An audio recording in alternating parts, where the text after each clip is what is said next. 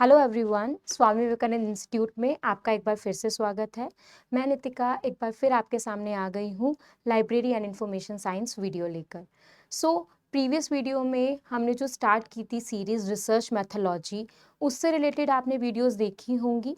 Research methodology का concept क्या है, कैरेक्टरिस्टिक क्या है, या उसके अंदर क्या क्या टाइप्स आते हैं, ये हमने उसमें डिस्कस किया। देन रिसर्च डिज़ाइन हमने डिस्कस किया कि रिसर्च डिज़ाइन क्यों इम्पॉर्टेंट है, किस लिए प्रिपेयर किया जाता है। उसी वीडियो में मैंने आपको बताया था कि इसके बाद जो वीडियो आएगी that is related to hypothesis. Hypothesis which is a very important part of research. Without hypothesis research conduct ही नहीं की जा सकती। इसके अलावा सबसे अगर इम्पॉर्टेंट पार्ट उसका देखा जाए कि रिसर्च में क्या सबसे इम्पॉर्टेंट पार्ट है, तो दैट इज़ हाइपोथेसिस। तो ये हाइपोथेसिस क्या है, उसको क्या कहते हैं, कितने तरीके का होता है वो, इसकी जानकारी आज हम इस वीडियो में डिस्कस करेंगे। इससे रिलेटेड काफ़ी बार क्वेश्चन पूछा जा चुका है या आने वाले समय में पूछा जा सकता है, तो इसके लिए आपको इसके बारे में अच्छे से नॉलेज होनी चाहिए ताकि आपको हाइपोथेसिस रिलेटेड जो भी क्वेश्चन आए आप उसको इजीली सॉल्व कर सकें। ठीक है। इसके अलावा रिसर्च मैथोलॉजी के अंदर और भी बहुत सारे एस्पेक्ट इस सीरीज़ के अंदर डिस्कस होते रहेंगे, सो दैट रिसर्च मैथोलॉजी आपकी पूरी कंप्लीट हो जाए और एक आपको जैसे यूनिट होती है वो प्रॉपर तैयार होकर रखी जाए, ताकि रिसर्च मैथोलॉजी रिलेटेड कोई भी क्वेश्चन अगर आपके सामने आ रहा है, चाहे वो नॉर्मल क्वेश्चन के फॉर्मेट में आ रहा है, चाहे असर्शन रीजनिंग के फॉर्मेट में आ रहा है, या फिर स्टेटमेंट पे आ रहा है, तो आपको कोई भी दिक्कत ना हो, आप उसको अच्छे से सॉल्व कर सकें। तो आज का जो टॉपिक है वो हमारा टॉपिक है हाइपोथेसिस। तो उसके बारे में जानकारी लेते हैं और इसको स्टार्ट करते हैं। So let's start. Research methodology का ये जो आज का हमारा लेक्चर है, ये लेक्चर 3 है। 2 लेक्चर्स पहले जा चुके हैं और उसके अंदर हमने रिसर्च के एस्पेक्ट को डिस्कस किया है, एक में रिसर्च के डिज़ाइन को डिस्कस किया है। आज तीसरा लेक्चर जो है वो हाइपोथेसिस के अकॉर्डिंगली है या हाइपोथेसिस के लिए दिया गया है। हाइपोथेसिस क्या होता है, हाइपोथेसिस क्यों बनाया जाता है, हाइपोथेसिस का रिसर्च से क्या लेना देना है। काफ़ी सारे सवाल होंगे आपके मन में कि हाइपोथेसिस क्या है। क्वेश्चन तो इसके बारे में ज़रूर आपने देखा होगा, बट एक अच्छी सी जानकारी या इस वर्ड का प्रॉपर मीनिंग या इस वर्ड से रिलेटेड क्या क्या चीज़ें जुड़ी हुई हैं, इनकी जानकारी आपको इस वीडियो में आज मिलेगी। तो इसको शुरू करते हैं। So our first slide is related to hypothesis का concept.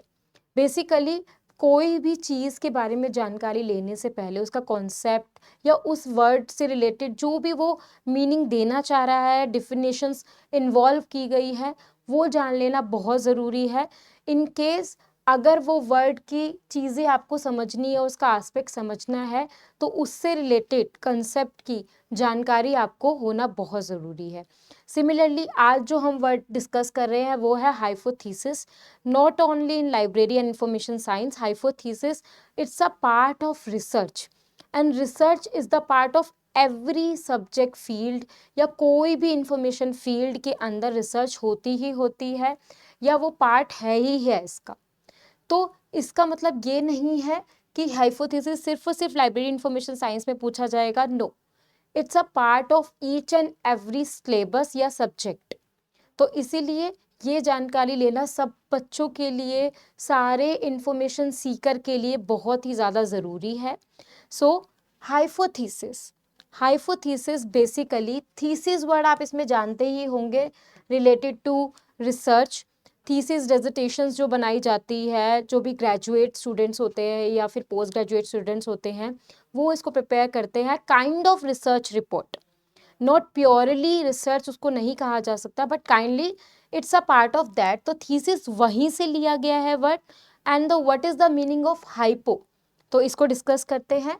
Hypothesis is a, hypothesis is made up of 2 words जो कि हमने डिस्कस किया।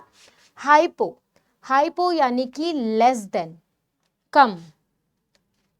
Thesis which means less than uh thesis. Thesis आप लोग इस वर्ड को जानते हैं, it's a documentation which is a primary document प्राथमिक आपका दस्तावेज है ये, जो कि हमने यूनिट 3 के अंदर पढ़ चुके हैं। और अभी मैंने आपको बताया post graduate students thesis and dissertation prepare करते हैं, जो कि नियरली रिसर्च रिपोर्ट के हिसाब से ही जाना जाता है, बट उससे कम होता है। ठीक है, तो हाइपोथेसिस क्या है? एक तरह की थीसिस ही है, but less than. Proper thesis हम इसको नहीं कहेंगे, ये थीसिस से कुछ कम है, तो इसका प्रॉपर मीनिंग हुआ less than a thesis. Hypothesis का मतलब हुआ लेस देन अ थीसिस, एक थीसिस से थोड़ा कम चीज, but it's a part of research. बिना इस मेथोलॉजी के रिसर्च इज नथिंग। अगर उसमें हाइपोथेसिस नहीं है, टेस्टेबल हाइपोथेसिस नहीं है, तो रिसर्च कंडक्ट हो ही नहीं सकती, because it's a very important element of the research. आगे जानते हैं इसके बारे में। It is consider as the principal instrument in research. वही हमने अभी डिस्कस किया, इसको रिसर्च के अंदर प्रिंसिपल इंस्ट्रूमेंट की उपाधि दी गई है, बिकॉज इसके बिना रिसर्च कंडक्ट करना इज नॉट पॉसिबल। तो ये एक मेन सिद्धांत है, मेन प्रिंसिपल है रिसर्च का। विदाउट इसके रिसर्च का कंप्लीट होना या होना भी पॉसिबल नहीं है। ठीक है, अब इसके बारे में और थोड़ी डिटेल में जानकारी लेते हैं। ये तो उसके एस्पेक्ट्स बता दिए कि हाइपोथेसिस कैसे बना, क्या उसका थोड़ा सा मीनिंग आपको अब तक समझ आ गया होगा। थोड़ा ही आगे चलते हैं। It's an assumption. अजम्पशन यानी कि यहाँ पे जो क्रिएट हो रही है, काइंड ऑफ एन अजम्पशन, जिस भी बेसिकली देखिए, जो भी आपके आसपास चीज़ें रखी हुई हैं, वो आपकी अजम्पशन या थ्रू प्रॉब्लम के अकॉर्डिंगली ही बन पाई है। ठीक है, अगर आप अपने आसपास देखेंगे टेबल चेयर्स या कोई भी आप जगह पे बैठे हैं वहाँ पर, और कोई अनदर फर्नीचर रखा हुआ है, रेफ्रिजरेटर है या फिर एयर कंडीशनर है, दैट इज किसी की तो या वो अजम्पशन है या प्रॉब्लम की वजह से क्रिएट किया गया एक आविष्कार है ना। रिसर्च भी एक तरह का यही चीज़ है। जब आपके अजम्पशन में कुछ आता है, आप किसी की पहले से प्रोवाइड की गई थ्योरीज एंड प्रिंसिपल से ज़्यादा रिलेट नहीं कर पाते, आपको उनके अंदर कुछ चेंजेस लाने का अजम्पशन होता है या प्रॉब्लम होती है, तब आपका हाइपोथेसिस या रिसर्च इम्प्लीमेंट होती है, या वो एक तरह से पैदा होती है उस समय। तो ये एक तरह का अजम्पशन है एंड प्रोपोजिशन है हुज टेनेबिलिटी क्योंकि टेंटेटिव है, ज़रूरी नहीं है बिल्कुल फिक्स्ड ही हो कि वो एज इट इज़ हो, कभी कभार वो नल भी निकल जाता है, तो it depend. Tentative tenability is to be tested, because hypothesis के अंदर कैरेक्टरिस्टिक भी है एंड इट्स इम्पॉर्टेंट कि हाइपोथेसिस टेस्टेड होना चाहिए, तभी वो इम्प्लीमेंट होगा रिसर्च में। ऐसा नहीं कि ईच एंड एवरी अजम्पशन को आप हाइपोथेसिस में कन्वर्ट कर सकते हो, no, it's not possible. It should be tested. After tested on the basis of its implication with empirical evidence and previous knowledge. देखिए, कोई भी चीज़ आप पढ़ते हैं बुक के अंदर, कुछ भी चीज़ होते हुए देखते हैं, कहीं भी आप एक्सेस कर रहे हैं इन्फॉर्मेशन, ये कैसे हुआ, क्यों हुआ, उनके फैक्ट्स होते हैं, किसी के फैक्ट्स में थोड़ा बहुत आपको प्रॉब्लम या अपनी अजम्पशंस भी आप क्रिएट करते हैं। That assumptions, not all assumptions, क्योंकि ह्यूमन नेचर है, बहुत सारी नॉन फिक्शन या फिक्शंस ज़्यादा अजम्पशंस हमारे दिमाग में चलती है, बट दैट डजंट मीन कि हर अजम्पशन हाइपोथेसिस बन पाए। तो ईच एंड एवरी अजम्पशंस को हम यहाँ पे नहीं रख सकते, ओनली दैट अजम्पशन जो कि टेंटेबिलिटी टेस्टेड की जाए, टेस्ट के बाद लग रहा है कि हाँ उस पर रिसर्च कंडक्ट हो सकती है, on the basis of it implication, क्या उसने प्रभाव डाला उस चीज़ के ऊपर, क्या इम्पैक्ट डाला, किन चीज़ों को यूज़ किया उसने, एम्पेरिकल एविडेंस को, प्रीवियस नॉलेज को यूज़ करके एक ऐसी अजम्पशन एंड प्रोपोजिशन प्रिपेयर की। क्योंकि कहीं ना कहीं आपको नॉलेज मिल रही है, आप नॉलेज गैदर कर रहे हो, उसके बाद ही अजम्पशंस बन सकती है। खाली बैठे या ऐसी कुछ अजम्पशंस जो बनती है, that is related to pure research. ठीक है, कि आप कुछ प्योरली ही रिसर्च इनोवेट कर रहे हो, बट ज़्यादातर क्या होता है, इम्पेरिकल एविडेंस मिल रहे हैं या फिर इम्पेरिकल लॉज पहले से दिए गए हैं, उनसे रिलेटेड आपको अजम्पशंस हो रही हैं, या फिर प्रीवियस नॉलेज को पढ़ के अजम्पशंस क्रिएट किए जा रही है, उन अजम्पशंस के इम्प्लीकेशंस को टेस्ट करके जो चीज़ आपके सामने आती है that is your hypothesis, and उसी बेसिस पे आप अपनी पूरी स्टडी करते हैं, रिसर्च कंडक्ट करते हैं एंड देन रिसर्च कंप्लीट करते हैं. तो that is a main part of research. Hypothesis एक तरह से आपके दिमाग की जो अजम्पशन एंड प्रीपोजिशन है उसको कहा गया है, पर ईच एंड एवरीथिंग को हम हाइपोथेसिस की जगह पर नहीं डाल सकते क्योंकि वो क्लियर होनी चाहिए. अभी आप कैरेक्टरिस्टिक्स पढ़ेंगे इसके तो आपको इसमें और समझ आने लग जाएगा. ठीक है, तो ये बेसिकली हाइपोथेसिस की इंफॉर्मेशन थी, उसका कंसेप्ट था कि आपकी अजम्पशन, आपकी प्रिपोजिशंस, ज़रूरी नहीं है हर चीज़ टेंटेटिव होती है, वो टेस्टेड होती है, उसके बाद इम्प्लीकेशन की जाती है. और वो किन को देख के की गई है? Empirical evidence, empirical laws and आपके प्रीवियस नॉलेज को जज करके. ठीक है, क्योंकि वो वहीं से क्रिएट हुई है आपकी अजम्पशन, और दैट इज योर हाइपोथेसिस अगर एक बार वो टेस्ट हो जाए. ठीक है, आगे इसके कैरेक्टरिस्टिक्स पे बढ़ते हैं. कैरेक्टरिस्टिक्स से आपको हाइपोथेसिस और अच्छे से समझ आएगा. जहाँ जहाँ किसी किसी बच्चे को लग रहा है कि ये थोड़ा डाउट में है, अभी भी थोड़ा क्लियर नहीं हो पाया है, एक बार इसके आप कैरेक्टरिस्टिक्स पढ़ेंगे वो भी आपको क्लियर हो जाएगा. ठीक है, कैरेक्टरिस्टिक्स की बात करें, it should B clear and precise in nature. Characteristics बहुत बार पूछे गए हैं इसके, कोई भी चीज़ उठा के दे सकते हैं, इसमें से कोई भी एक ऑड वन डाल देंगे और कहेंगे कि आप बताइए इसमें से कौन सा इसका कैरेक्टरिस्टिक है या कौन सा हाइपोथेसिस को डिफाइन कर रहा है. एक बार जब आपको एक टर्म पता चल गई कि हाँ ये जो टर्म है जो मैंने सीख लिया ये हाइपोथेसिस है, उसके बाद वो किसी तरीके से भी क्वेश्चन को प्रेजेंट करे, यूजीसी आपको किसी भी तरीके से क्वेश्चन उठाकर दे रही है, आप उसको अच्छे से अटेम्प्ट कर लेंगे क्योंकि एक मीनिंग आपके पास सर्टेन वो आपके माइंड में फिक्स हो चुका है. उससे मिलता जुलता जो चीज़ आपको लगेगी वो करेक्ट होगा, जो उससे मिलता जुलता नहीं है वो आपके लिए ऑड वन होगा, सिमिलर. ठीक है, पहला इसका कैरेक्टरिस्टिक्स हम बात कर रहे हैं कि वो होना चाहिए क्लियर, यानी कि बिल्कुल साफ साफ होनी चाहिए. ऐसे नहीं कि कुछ भी घुमा फिरा के फैक्ट आपने मिला मिलू के दे दिया, नहीं, वो नहीं चलेगा. क्लियर होना चाहिए, प्रिसाइज होना चाहिए नेचर के अंदर. ठीक है, जहाँ पे भी वो लगेगा कि अनक्लियर है, फैक्ट्स उलझे पड़े हैं आपस में, प्रिसाइजली नहीं दिया गया है, वहाँ वो हाइपोथेसिस नहीं कहलाएगा, रिजेक्ट हो जाएगा. क्लियर, पहला कैरेक्टरिस्टिक्स ये था. दूसरा, hypothesis should be testable. Without that तो हजार अजम्पशंस दिमाग में बन रही है, हर चीज को आप हाइपोथेसिस में नहीं डाल सकते. That should be testable. After tested he hypothesis को पास किया जाता है, तब जाके वो आपका हाइपोथेसिस फिक्स बनता है. टेस्टेबल होना इज मैंडेटरी, विदाउट इसके आपका हाइपोथेसिस पास ही नहीं होगा क्योंकि अजम्पशन एंड प्रीपोजिशंस है तो वो टेस्टेड होना चाहिए. आफ्टर दैट ही वो हाइपोथेसिस बनेगा या कहलाया जाएगा. It should be simple, not that कि आपने उसमें बहुत सारा फलाना ढिमकाना बहुत चीज़ डाल दी. No, it should be simple.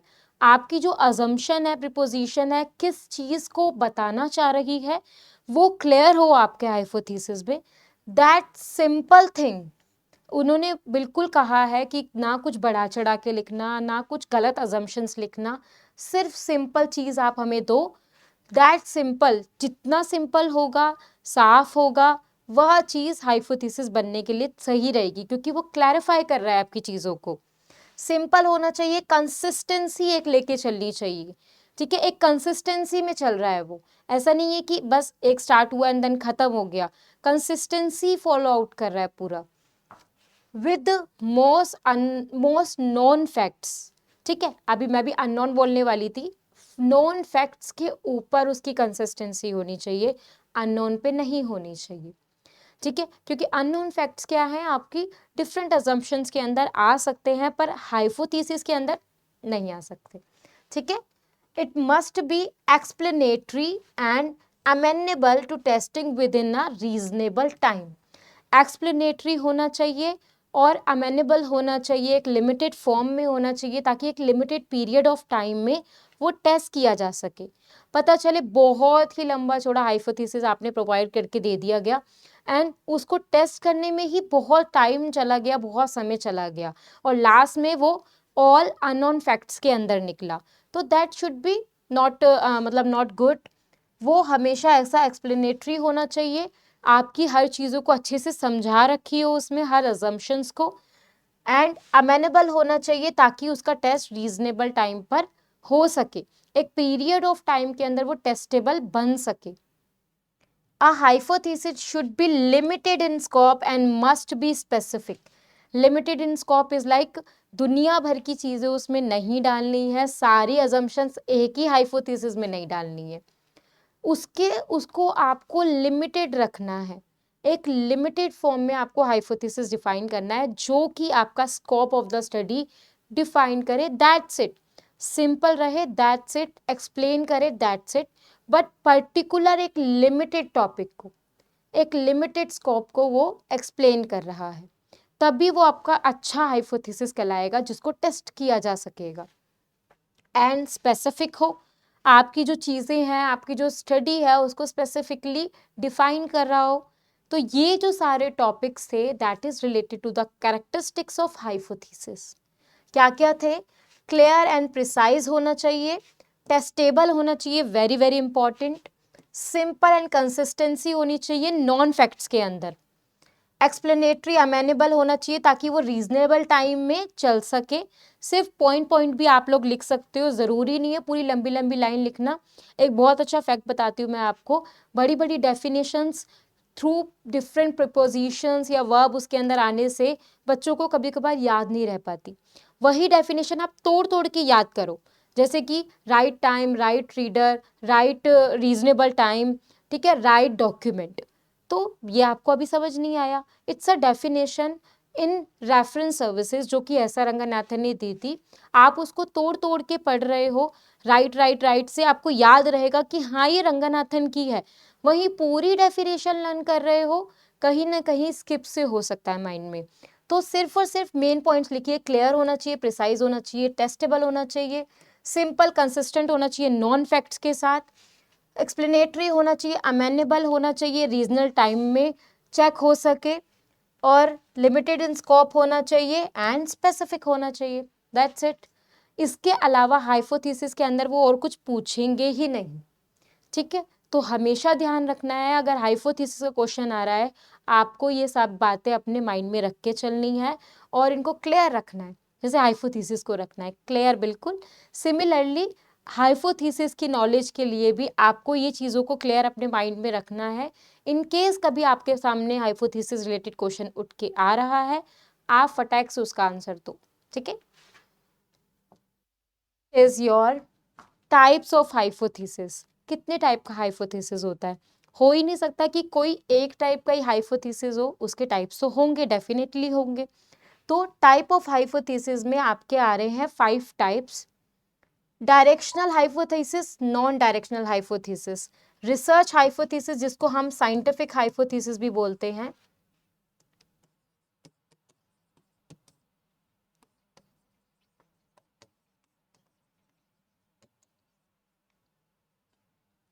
ठीक है।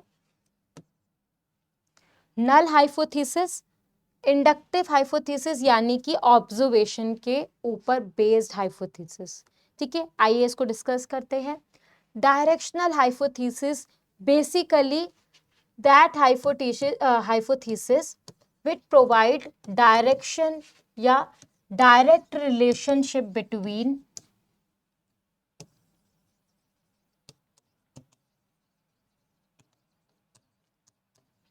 वेरिएबल्स। जो भी आप वेरिएबल स्टडी कर रहे हैं, जो भी आपका हाइपोथेसिस है जहां पर रिलेशनशिप प्रोवाइड किया जा रहा है, उनके वेरिएबल्स के अंदर डायरेक्ट रिलेशनशिप दिया जा रहा है, एक डायरेक्शन प्रोवाइड की जा रही है, दोनों ही सिमिलर डायरेक्शन में जा रहे हैं, that is your directional hypothesis. जो भी इसके अंदर वेरिएबल है एक ही डायरेक्शन में मूव कर रहे हैं, एक ही टर्म प्रोवाइड कर रहे हैं, that is your directional hypothesis.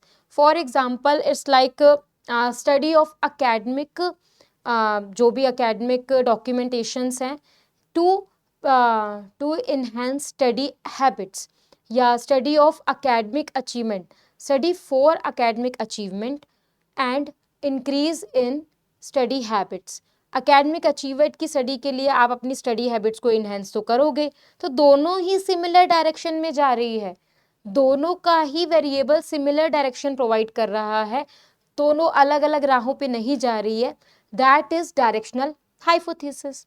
उसी का उल्टा क्या हो जाएगा, नॉन डायरेक्शनल हाइपोथेसिस। ठीक है, जहां पर एक, यहां पर ही नो डायरेक्शन के आगे नो लगा दो, बस नॉन डायरेक्शन बन गया। जहां पर एक सिमिलर डायरेक्शन पे दोनों वेरिएबल्स नहीं जा रहे, एक का वेरिएबल अलग है और तो उसका जो इफेक्ट है वो अलग आ रहा है, दोनों की डायरेक्शन डिफर है, that is your non directional. ठीक है, इसके अलावा रिसर्च हाइपोथेसिस आ रहा है, जिसको हम साइंटिफिक हाइपोथेसिस कहते हैं, जो कि इनके साथ जुड़ा हुआ है, नल हाइपोथेसिस के साथ। रिसर्च हाइपोथेसिस आपका नॉर्मल होता है, जिसको हम साइंटिफिक हाइपोथेसिस कहते हैं, जो कि इजीली टेस्टेड हो सकता है। ठीक है, ऑब्जर्वेशन एंड एम्पेरिकल लॉज और नॉलेज के द्वारा बनाया जाता है। नॉर्मल हाइपोथेसिस जो सबसे ज़्यादा जनरली पाया जाता है, that is your research hypothesis. ठीक है, उसी के अंदर डायरेक्शनल और नॉन डायरेक्शनल बाद में भी आ सकते हैं, पर ज़्यादातर पाया जाने वाला रिसर्च हाइपोथेसिस होता है, जो कि आपका बिल्कुल जर्नल हाइपोथेसिस है, जो कि डिफरेंट वेरिएबल एस्पेक्ट्स को प्रोवाइड नहीं कर रहा, डिफरेंट डायरेक्शंस को प्रोवाइड नहीं कर रहा, एक just journal assumption and preposition है, that is your research hypothesis, जिसको हम साइंटिफिक हाइपोथेसिस भी कहते हैं, जिनके अंदर जो हम टेस्ट करेंगे या जिसको टेस्ट किया जाएगा। नल हाइपोथेसिस को जो कि प्रोवाइड कर रहा है नो डिफरेंस, जीरो डिफरेंस या no variable.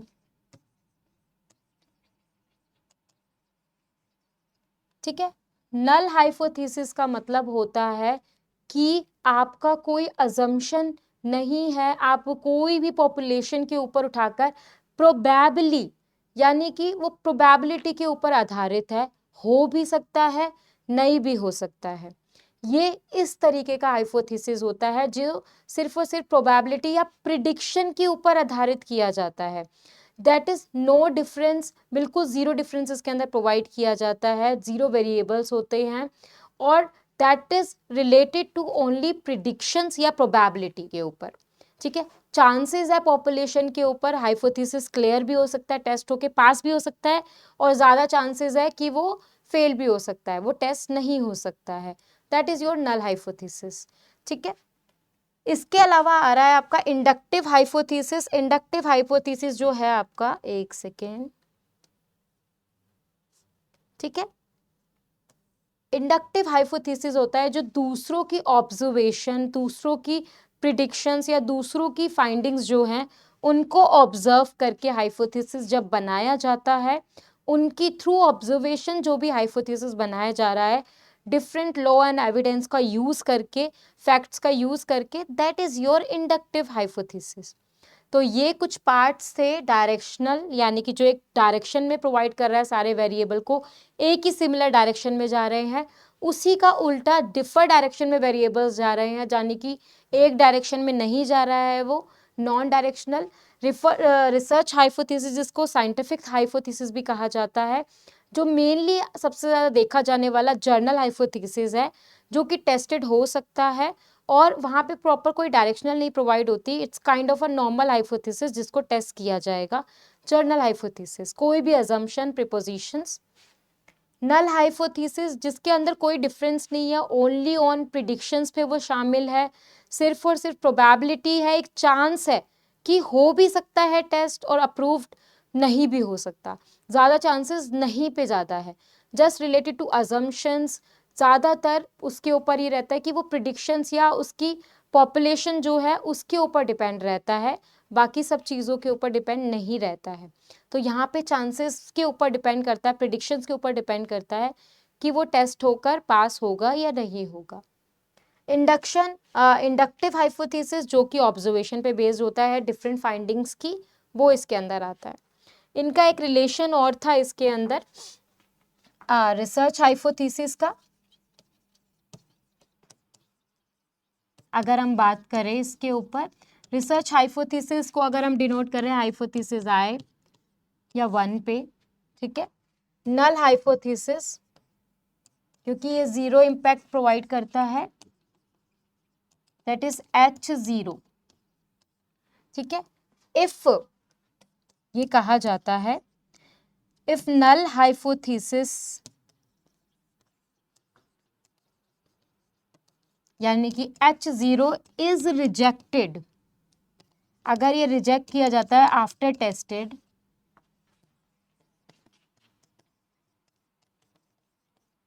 Then research hypothesis यानी कि जो फर्स्ट वाला है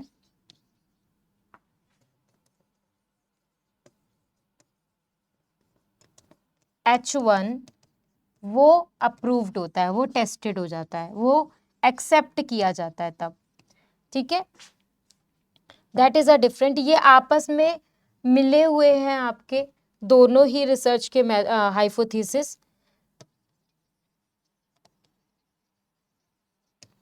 नल और रिसर्च हाइपोथेसिस बिल्कुल एक दूसरे के रेप्लिका है। एक टेस्ट होगा, अगर वो एक रिजेक्ट हो गया तो यानी कि दूसरा वाला आपका अप्रूव्ड किया जाएगा।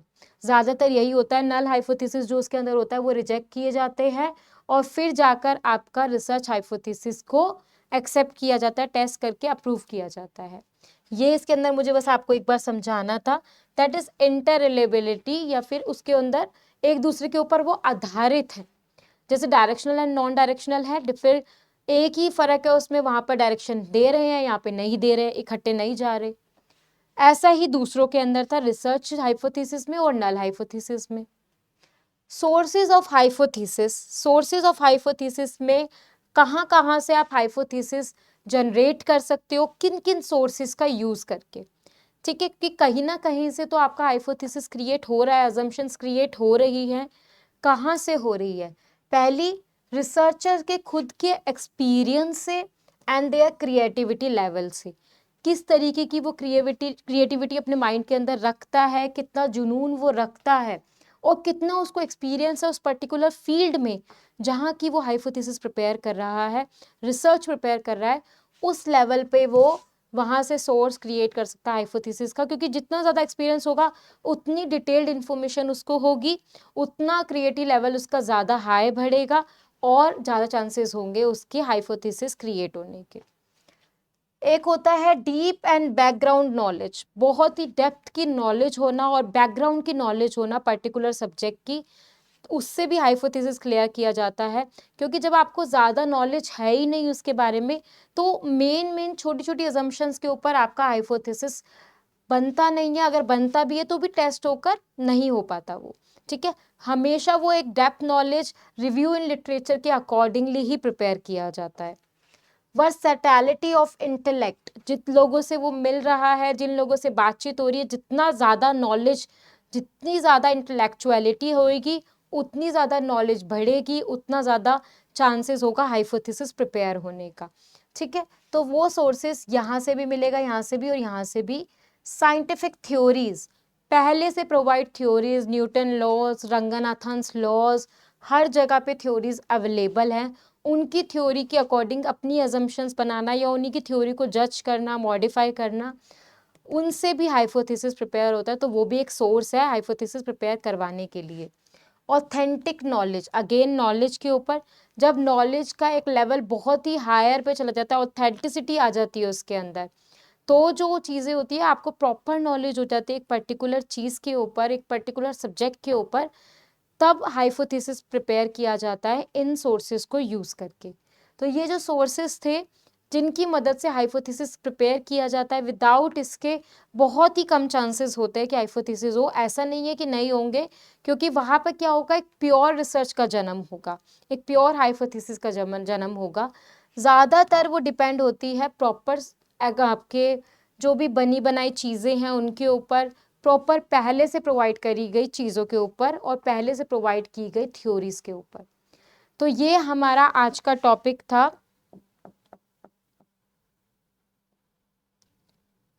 That is related to your hypothesis. Hope so hypothesis related information आपको अच्छे से समझ में आ गई होगी। ये हाइपोथेसिस नाम का क्या कीड़ा है वो आपको समझ में आ गया होगा।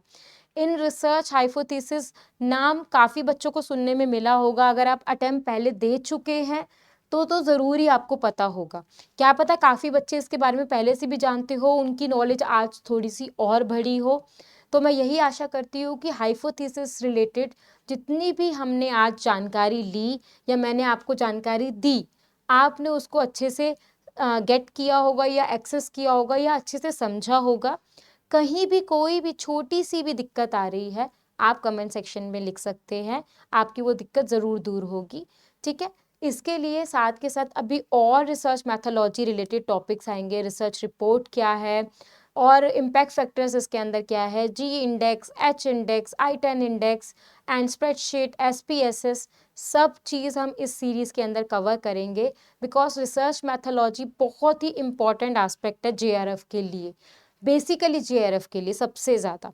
तो इसको प्रिपेयर करना अच्छे से आपके आने वाले टाइम के लिए भी काम या मददगार साबित होगा।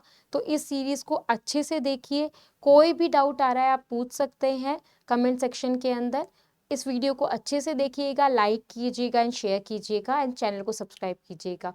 इसी तरीके की वीडियो आपको टाइम टू टाइम इसी चैनल पे मिलती रहेगी, so stay tuned. Thank you so much.